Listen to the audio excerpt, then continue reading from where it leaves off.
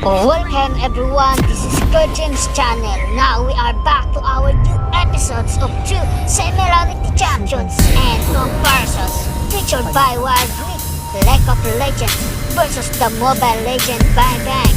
But before that, please like and subscribe to my channel and don't forget to click the bell icon so you will be notified to our new next episode video. Let's do this!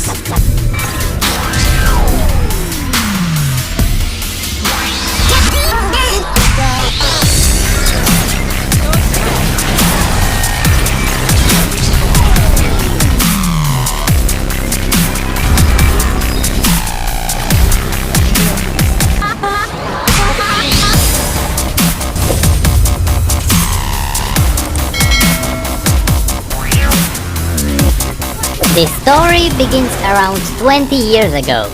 It all started when Sivir's family was killed by the raiders of one of the most feared tribes. Their name was Chthons. In the weeks and months after the massacre, Sivir survived by stealing food from local markets and exploring deserted ruins in search for trinkets to sell. Most of the ruins had long since been picked clean by thieves. But Sivir excelled at finding treasures others had missed. With her keen eye and relentless determination, she exposed secret passageways, solved ancient puzzles to reveal hidden catacombs, and dodged deadly traps. Occasionally, she persuaded other children to help her plunder tombs that would be impossible to loot alone. Armed with no more than coils of rope and candles, this homeless gang would descend into the cramped tunnels beneath the ruins in search of anything worth selling. One day, Sivir and her compatriots ventured deep into a secret tomb she swore was filled with riches beyond imagining. After many hours of exploration, they finally discovered a hidden doorway, but they were crushed to find nothing more than an empty chamber. Enraged at their wasted efforts, Mira, Sivir's oldest companion, demanded she forfeit her role as a leader. Sivir refused, and a vicious fight began. Mira was larger and stronger and quickly overpowered Sivir before pushing her off a ledge. Hours later, Sivir awoke alone in the dark. Fighting back panic, she retraced her steps, blind and feeling her way slowly back to daylight. Once she returned to her lair, she found her treacherous friend had fled, taking everything Sivir owned with her. Sivir swore she would never allow herself to be betrayed again. Determined to learn to defend herself, she joined a group of mercenaries led by the legendary Jaro, serving as a weapon carrier, navigator, and their dog's body.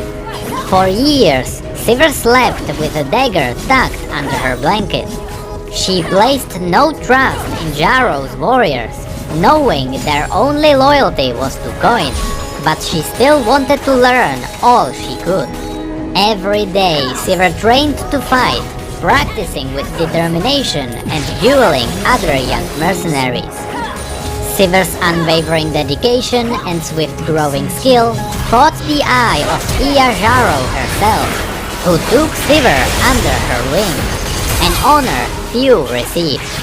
Over the years, Sivir became a formidable warrior, and as Iya's surgeon, she fought against numerous armies, raiders, and varying tribes.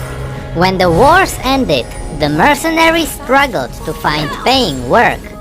Sivir decided to lead expeditions into the ruins in search of Shurima's lost treasures. Eventually, Sivir was tired of living in Jaro's shadow. The domineering leader took the greatest share of the gold and all the glory, though it was Sivir's knowledge of Shuriman tombs that brought them much of their wealth. Worse, Jaro refused to fight for warlords whose reputation for cruelty was at odds with her martial code of honor. But to Sivir, gold was gold, no matter how bloody hands that faded. Morals played no part in the transaction. Many of the mercenaries agreed with Sivir, and together they planned to replace Jarrow as a leader. The night before everything was supposed to happen, Jarrow learned of the plan. Outraged, she struck first, planning to turn her blade on her former student as she slept. Sivir had expected such an attack, and she defeated Jarrow in a vicious knife brawl. Nevertheless, Sivir was surprised to find that she couldn't kill her former mentor, remembering how Jarrow had taken her in when she was no more than a bitter girl with nothing to her name. Instead, she left Jarrow alone in the desert with a half-filled water skin, a single coin, and a hollow offer of good luck. Sivir's warband quickly earned a fearsome reputation as warriors of renown and explorers that could find relics that had passed into legend. Desert barons, wealthy merchants, and collectors of the arcane commissioned Sivir to fight their wars and recover their hidden treasures. Explorers willingly paid Sivir's high price for her skill in traversing dangerous territories and navigating in ancient ruins of Shurima. Ruling chieftains hired her company to defend their lands against raiding Noxians, while warlords paid for her services early in the campaigns to ensure swift victories. In the year of 1,000 storms, the lord of an ancient Shuriman city, known as Nashrame, hired Sivir to seek a unique cross-shaped blade he claimed was a lost heirloom.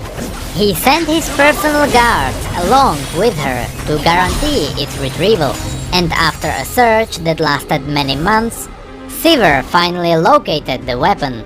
She pried it from the sarcophagus of a long-forgotten hero buried beneath tons of collapsed rubble, with a strange sense that her entire life had been leading up to this moment.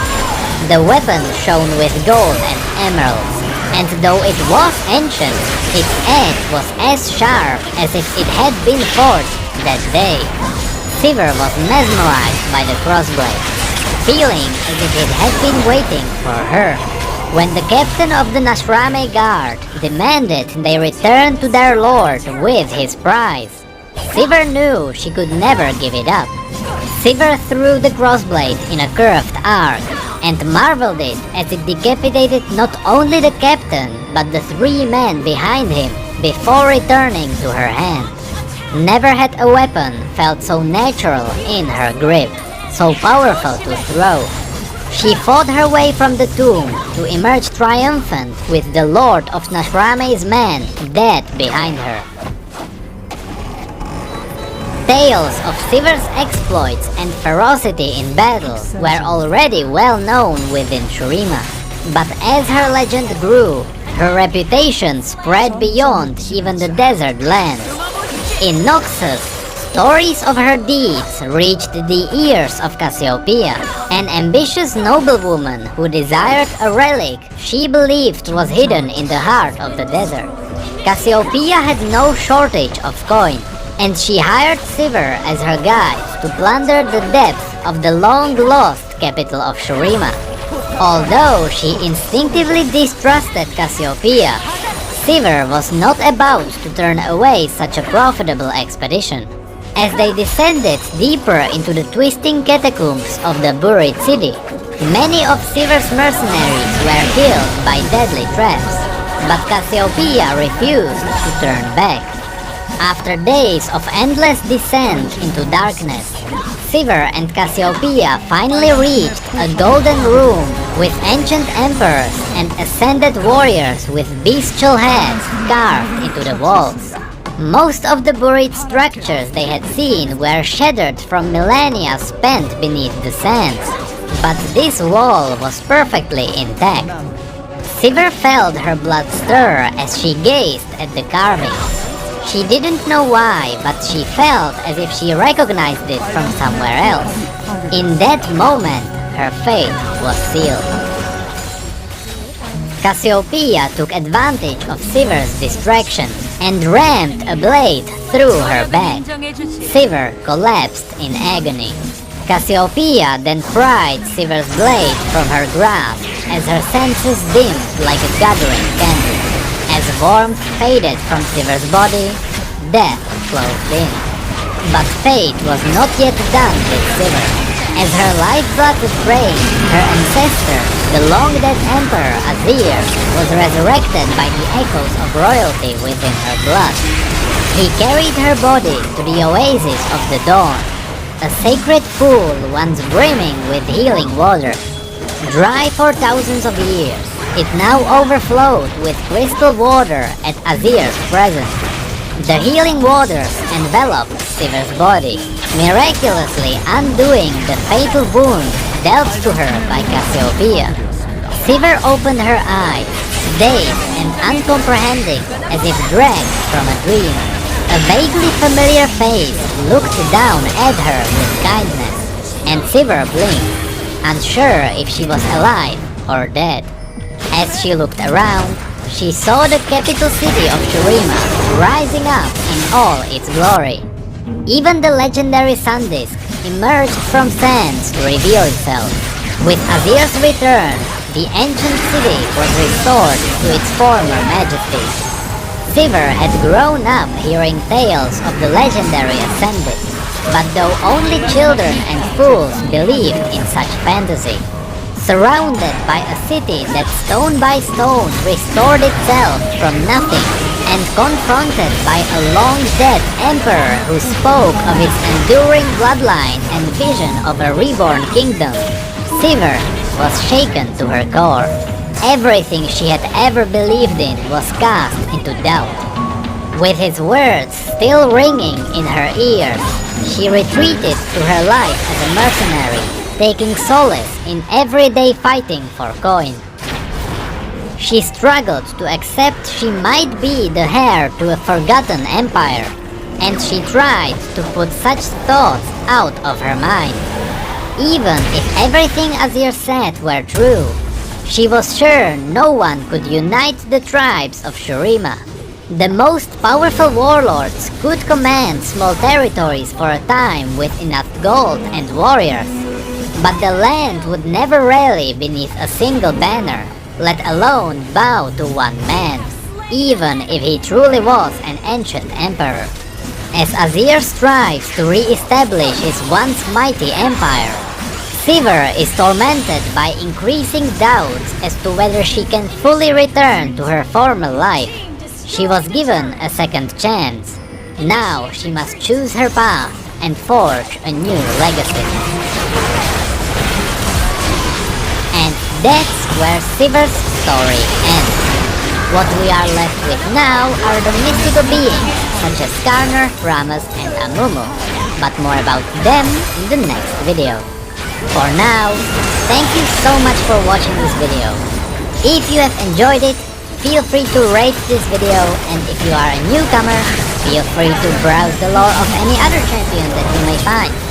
For more personal side of this channel, you can follow me on Twitter and Facebook, and for more free talking while playing other games, there's my Twitch. Thank you all so much for all of your support. You know I appreciate it. So as always, thank you, come again.